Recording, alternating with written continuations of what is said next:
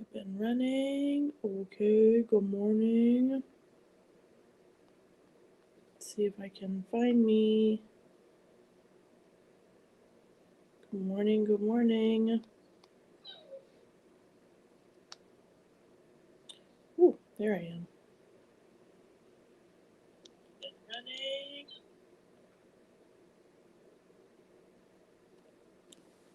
All right, good morning. Good morning, Mary.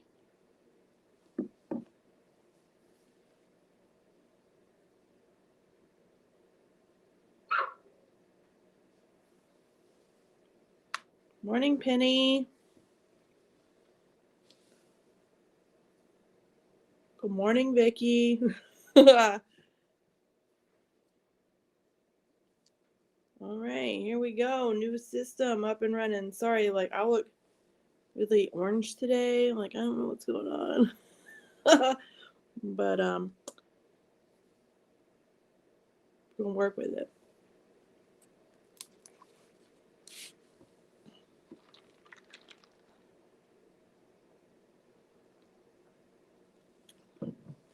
Okay, so I'm gonna go ahead and jump in. It's kind of weird having me down there and up here. All right, January 18th.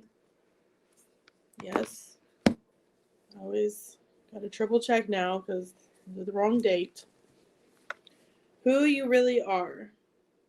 I praise you because I am fearfully and wonderfully made. Your works are wonderful. That's Psalm 139:14. You may be tempted to define yourself according to what other people say about you, your looks, occupation, education, or even your wealth. But such measures of your worth are faulty, temporary, and ultimately unproductive. And perhaps you've noticed that it's the negative experiences that influence how you view yourself far more profoundly than the positive ones do. This is because in our human wisdom, we don't have an accurate idea about what gives a person value. If we did, the Son of God wouldn't have been crucified. We would have honored him, knowing one day every knee will bow and every tongue will confess that Jesus Christ is Lord. Philippians 2:10 through 11. No, friend, the only one truly capable of judging your worth is the one who created you and paid the price to call you his own. In Jesus, you're eternally loved, Jeremiah 31:3, accepted, Romans 15:7, adequate, 2 Corinthians 3:5, and victorious, 1 Corinthians 15:57. Trust what he says about you and embrace your true identity. Lord, teach me to see my worth through your eyes. Thank you for creating, loving, redeeming, and planning a wonderful future for me. Amen. In his presence, discover your true worth. Right now, let me see. Okay. Good morning, Carol. Good morning, Tambra. Good morning, Sherry. Okay. So they were coming in, but I didn't say who they were. All right. So,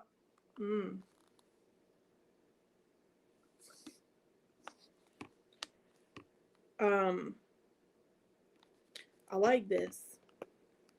I like that they bring in so many different verses where it talks about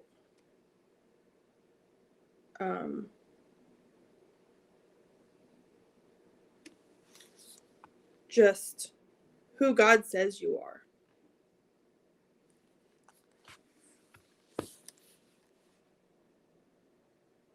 Oh, okay. Penny says, no matter what has happened, we will never lose value in God's eyes. Dirty or clean, we are still priceless. The worth of our lives does not come in who we are, but by whose we are. Yes, I love that. I even saw, like, there's that, picture or whatever that goes around that was talking about how, God doesn't necessarily pull someone from the pulpit, to be, a front runner for him. He takes the broken and he takes the enslaved or the imprisoned, and like those are who he uses. Solomon, he takes the broken, because I feel like, we talk about how it's easy to turn to God when things are hard, right? And then I feel like sometimes when, you're smooth sailing, like, you don't really spend as much time with God. You don't turn to him as much because, like, things are good. So it's like in those moments, because you have experience, right? You have experienced that darkness or that hurt, and you have turned to God. He's pulled you through it. And so, he doesn't always use this shiny, cleaned up pastor. Sometimes it's the broken person who's struggling, is whose voice he uses the most. So, we should never doubt our purpose, because we don't know what our purpose is. Maybe we do, but maybe we have an idea of what our purpose is, but God has a purpose for all of us. And then, there are like people who want to change things about themselves. I'm not gonna lie, there's things about myself that I don't like physically, I'd love a new nose, but like God made me this way. I was made this way for a reason. And so, I'm not gonna mess with his purpose, his plan, his reason. Even though I don't understand it, that doesn't mean that it's not right or that it's not good. So the only one truly capable of judging your worth is the one who created you and paid the price to call you his own. I love that. It's the only one. It's the only one that gets to judge us. It's the one who created us and the one who paid the price. So it doesn't matter. It doesn't matter what anybody else says about you. It doesn't matter what anybody else thinks about you. We are not here to judge. We're here to love. Love one another. Love thy neighbor. I always say that, there's things that I don't understand, and that might not be the way that I live my life or the way that I believe, but I always say that my job is to love. I'm supposed to love everyone, love one another. And then whatever another person chooses to do, that is between them and their God, not me and my God. Like me and my God, we have a relationship different from someone else. So, it's between the one who created me and who paid the price for me. Beyond that, it's hard not to take to heart what somebody says about you. I get that too. Like, it's hard not to have your feelings hurt. But at the end of the day, the only one that can judge you is the one who created you. So, just remember that always. So, and there are, I don't know, there's just so many verses that tell you, right here, loved, accepted, adequate, victorious. There's so many Bible verses. This could have just kept going on and on and on and on and on. That was talking about what God says about us.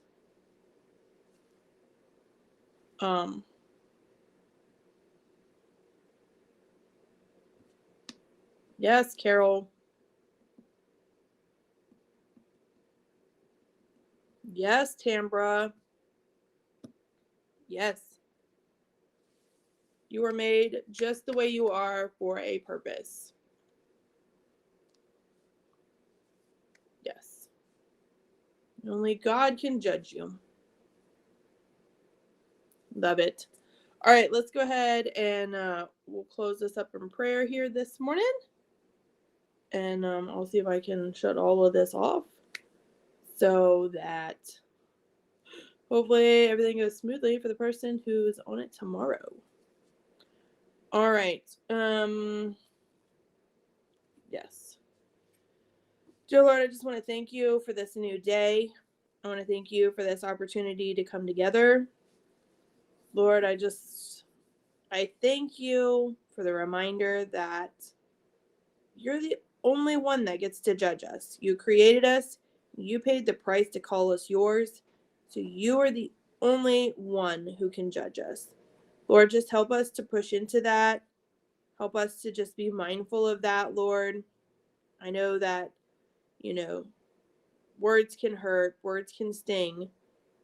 But in the end, the only opinion, the only judge that matters is you, Lord. And when you judge our lives and how we live our lives, you're the only one that gets to judge us. And Lord, I'm so thankful for your love and your just for creating us, for loving us, and for planning a way for us. Lord, I'm just so thankful that we get to be yours. Lord, I ask that you would be with all of those who are struggling with illness. Lord, just breathe your breath of life into them, Lord. Just heal them. Give them comfort. Lord, put your arms around them. Give them comfort. Help them heal. Lord, I just ask that you would be with all of those who are fighting with this weather, Lord. I just pray that everyone is safe and warm and has some food. Lord, I know that the winter storms have come and they have hit some homes and some towns. Lord, I just ask that you would just give comfort and peace to those who are maybe waiting for power. And Lord, I just ask that you would be with all those who are traveling in that weather. Keep them safe, Lord. Keep them mindful. Keep them focused. And Lord, I just ask that you would be with all of us as we go about our day today, Lord, and just give us that sense of peace because we know that only you get to judge us, no one else. And Lord, I just ask all this in your Son's name, Jesus Christ. Amen. Amen. I'm going to make sure there's no more. All right, ladies. I hope that you all have an amazing day. Hold on, it came through on one. Oh, thank you, Penny. I hope you guys all have an amazing day. I hope that, the roads are clear and your electricity is working. I know that some of y'all in PA got snow. We do not have snow. We got rain and lots of wind, but no snow here. But I just hope that you guys all have an amazing day and just lean into what God says about you, because his opinion's really the only one that matters. All right. I love you all. I hope you have a great day, and I will talk to you later. Bye.